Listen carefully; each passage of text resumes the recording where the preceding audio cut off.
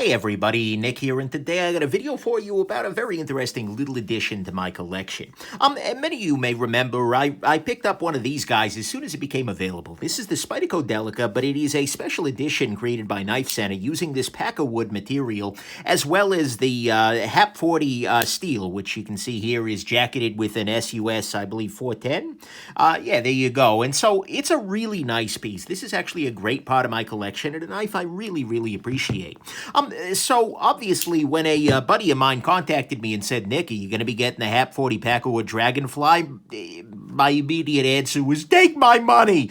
And indeed, luckily, Knife Center did take my money, and indeed, I did pick one up. And in fact, it has arrived, and I've spent some time with it, carried it a little bit, and would like to share my quick thoughts with you about it today. First off, though, size comparison. Spyderco Delica.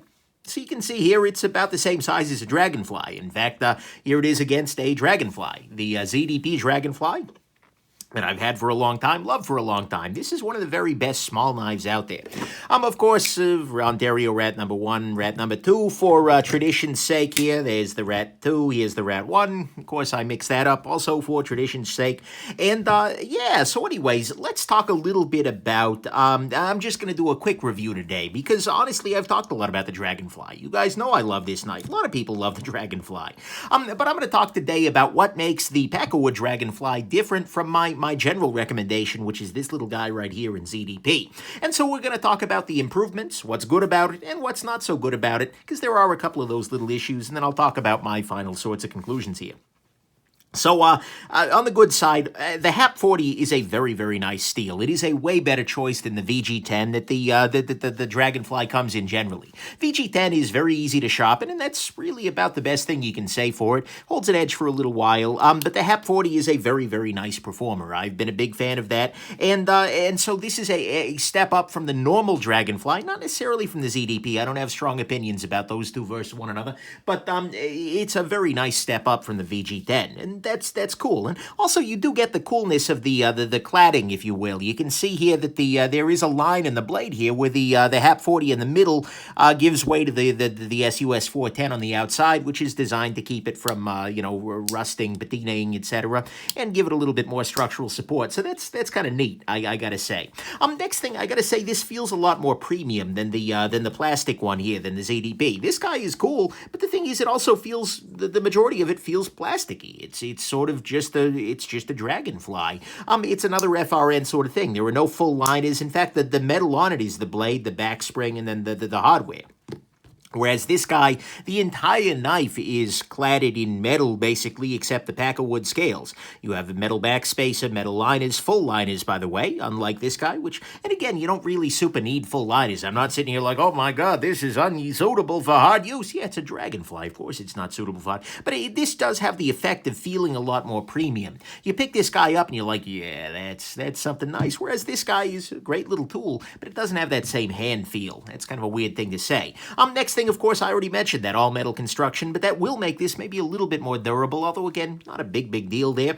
It is very well made. I mean, the original Dragonfly is how that would have sounded had I not blurred all my words together there, is a nicely made knife, absolutely 100%, but this guy, with the metal here, and especially the seamless metal in the back there, it feels much more nicely constructed. And, it's very smooth. It's very nice. And so I like that very much. It is also beautiful. The original Dragonfly is a fine knife. It's a great functional piece, but I can't say it's like, oh my god, that's beautiful, that's attractive. British Racing Green is fine. But, I am loving this Pakkawood, though. I have a soft spot in my heart for this particular flavor of plywood, which is what this is, as my Buddy Toad sticker is want to remind me. In fact, you can see the little plies going on right there. But the thing is, it looks great, and more importantly, and probably the best thing about the Pakkawood anything, whether it's from the Delica, or you can also get Benchmade has a line of things in this wood, is that wood, in my experience, is a soothing force for the scared.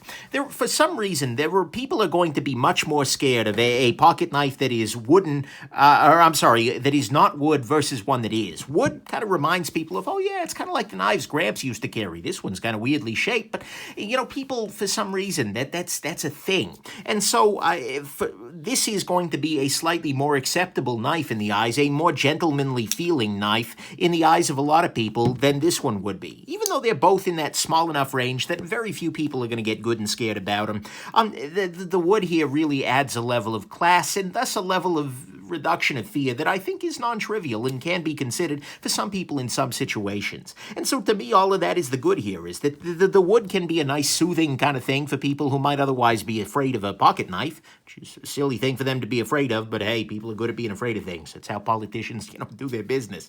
Anyways, it also looks very, very nice in my estimation. Feels very well made with the all-metal construction and just an overall feeling of more premiumness, if you will, and then the HAP 40 is a very, very nice steel. Mind you, it does have a couple of downsides relative to your ZDP here. I mean, to start with, the weight has shifted, the balance has shifted back a little bit.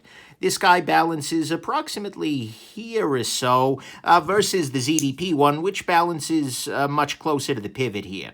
It's not a big deal, and honestly, on a knife that's this small, where so much of it is going to be inside your hands anyways, that's not a major concern. It's not like one of those huge freaking knives where if the balance is back here, it just feels unwieldy. No, it feels like a Dragonfly, but that is a thing. The weight has also increased pretty, well, okay, I'm not going to say substantially because it's still under 2 freaking ounces, but if we take a look here, this guy comes in at 1.88 ounces versus this guy's coming in at 1.2 ounces. Look, that's not a huge distinction, but it is definitely something you feel a little bit more, a little bit differently. But both of these are very, very lightweight, so no real complaint there.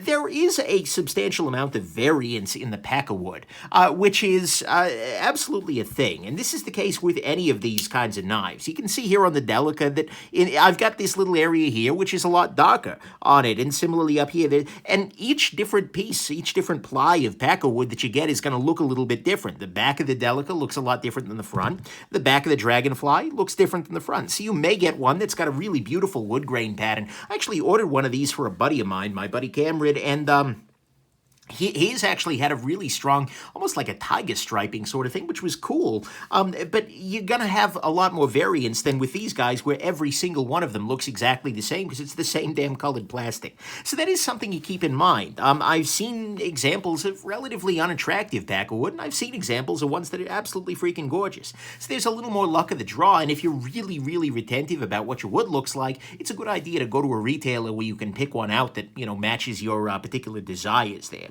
And then finally, on the bad side, unfortunately, the price goes up. This guy is $120 at the moment on via the Knife Center, who are the only people who are selling it. Exclusives, not a huge fan, but, whatever, they're doing okay. But $120 is double the price of the original VG10 Dragonfly, and it is $40 more than the ZDP Dragonfly. That's a good bit of money. I mean, $120 for a little knife like this, I don't really have an objection to, and this is a great little knife. This is a knife that I bought, $120, yeah, take my money, sure. For me, that wasn't really a thing, but a thing. Also a think, I guess. I didn't think about it. But whatever it is definitely more expensive, and it's way more than the ZDP guy. And so we'll talk about that in a second. But those, to me, are the bad things, is that it is about double the price of the original and about $40 more than the one you should be getting in ZDP there. And then the Pakkawood's got some variance. The weight is increased, and the balance is shifted back, but it's fine there. My final conclusions on this little guy, after carrying, and I actually ended up taking this the Pakkawood guy on a trip here recently, and really loved it. I mean, I know I like the Dragonfly, and I know I like this guy too. This is still a great little knife. It's attractive, it's functional, it's well made, and frankly, it's maybe a little better suited to urban carry than even the ZDP guy because of that lack of fear. People are going to look at this and say, oh, a little traditional kind of thing, where it's really non-traditional. And of course, it is a Dragonfly, and the Dragonfly remains one of the very, very best compact knife designs out there, because even though it is a very, very small blade, in terms of legal limits, I mean, we're coming in here, I've forgotten the dimension, which is why I'm measuring it. We are coming in here at like 2.3 inches, even if the cop hates you. That is still, it still does a lot of good cutting. I mean, there are very, very few times where I feel like, wow, this isn't enough knife. And so it's a great thing. And honestly, going to the Pakkawood doesn't take much away. It's a little tiny bit heavier, but it's still tiny. It's a little less consistent aesthetically, but that's a simple fact of the material, and it is a lot more expensive. That's the biggest downside. But it is still an absolutely excellent knife. That said, there are going to be people out there who are going, well, Nick, I've got the ZDP one. Should I upgrade to the Pakkawood? Or if I'm going to buy my first Dragonfly, should I go with this guy or this guy? The bigger question there is whether you're after form or function. Because functionally speaking, the Pakkawood is, I would say, slightly behind the ZDP in a very, very small amount. Steel-wise, I haven't used the Pakkawood quite enough, and I've used ZDP a lot to really get a sense of what the differences are there. But functionally speaking, the ZDP's got some advantages. It is a little bit lighter. We know that ZDP is incredible steel. The balance on it is maybe a little tiny bit better. This guy is a little nicer in the Vaseline factory. I mean, it locks into your hand very well because of the contouring of it, but this guy has that extra ability to pull this guy, like out of the pocket, for instance. This is really easy to pull because of the nature of the FRN there. And of course, you're paying $40 less for this, and that's always a nice thing. So if you're just after sheer functionality, I might still send you to the ZDP.